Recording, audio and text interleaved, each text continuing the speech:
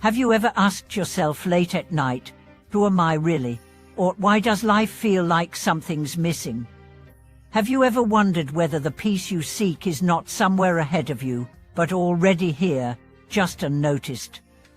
Welcome back to the channel where we explore the inner universe, not to escape the world, but to see it as it truly is. Today we dive into one of the most breathtaking spiritual truths ever revealed.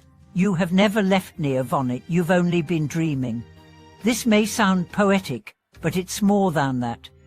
It is the essence of one of the Buddha's most radical insights. All beings already possess enlightenment. They have simply forgotten it, like someone asleep in a beautiful palace, dreaming of poverty and struggle. We wander through life trying to find what we already have. Today's journey will be a story of remembering, not seeking. Of waking up, not achieving. From the moment we are born, we are taught to look outward to pursue education, wealth, relationships, status. We believe happiness lies ahead, somewhere in the future, hidden inside a promotion, a partner, or a perfect moment. But no matter how far we run, the horizon always recedes. This cycle creates a deep exhaustion in the soul. We start to feel that no matter what we do, something is always missing. And then, sometimes through meditation, sometimes through suffering, we begin to hear a whisper inside, a sense that what's missing might not be out there at all. That perhaps it's our very chasing that keeps us from finding peace. That perhaps the running is the dream. Buddha's enlightenment was not a discovery of something new. It was the piercing realization that nothing had ever been missing. The moment he sat beneath the Bodhi tree and saw through the illusions of mind, he exclaimed, "Wonder of wonders! All beings are inherently enlightened, only obscured by delusion."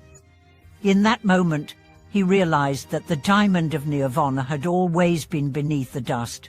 That dust is our thoughts, our identities, our beliefs about who we are. From childhood, we collect labels. I am my name, my nationality, my gender, I trauma, I desires.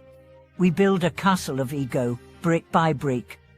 But we never ask, who is building this? Who is watching? Who is thinking these thoughts? Master Zuyan once asked, who is seeing? Who is hearing? Who is dreaming? These are not questions meant to be answered with words. They are meant to shake you from the dream. When you sit quietly and asked, who am I, you begin to notice something remarkable. There is no fixed person there, just awareness, just presence, just a witness that never changes, never speaks, never judges, only observes. That witness is Nirvana.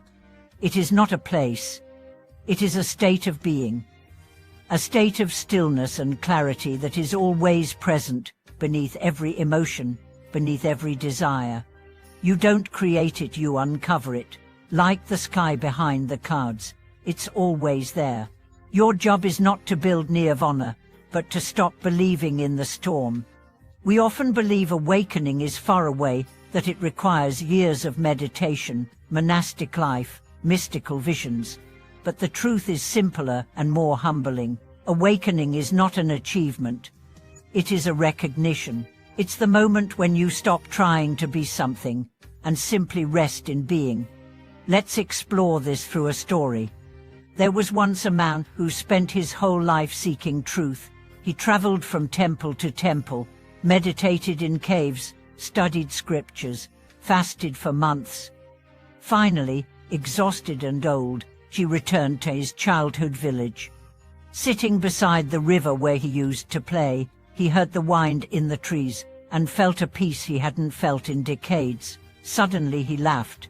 "It was always here," he said. "I just never stopped long enough to notice." This is the story of all of us. We climb mountains to find what lies quietly in the valley of our own hearts. We memorize teachings but forget to breathe. We seek out gurus but ignore the teacher within. And here's the gentle shock. You cannot become what you already are.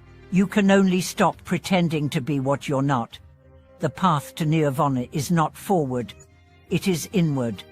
The Buddha didn't teach a religion. He taught an unlearning. He invited us to drop every false belief and return to pure awareness, not to act more, but to subtract, not to become, but to remember. That's why meditation is so powerful.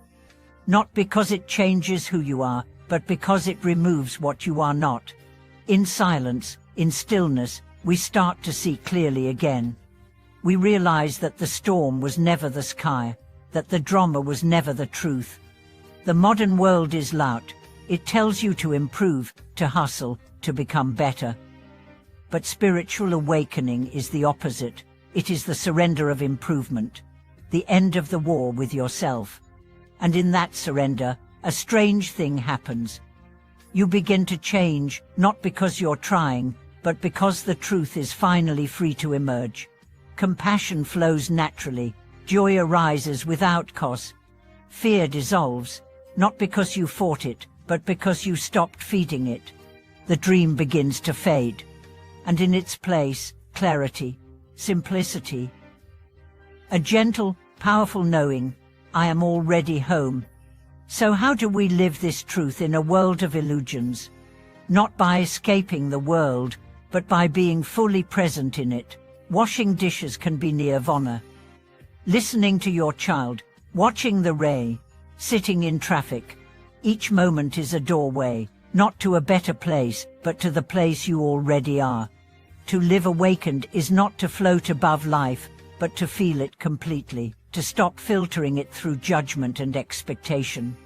To meet it with open eyes and an open heart. You may still feel pain, but the pain will not own you. You may still face loss, but the loss will not define you.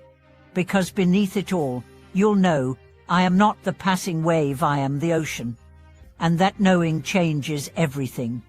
So if you are tired of running, tired of becoming, tired of seeking rest, sit still, breathe, let the dust settle, let the dream end.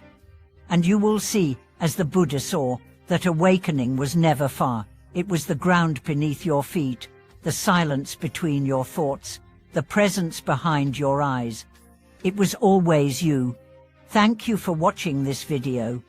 If you felt something stir within you, if you glimpsed the stillness beneath your thoughts, share it in the comments. Let's awaken together, not by force, but by grace. Don't forget to like, subscribe, and continue the journey with us into the heart of truth.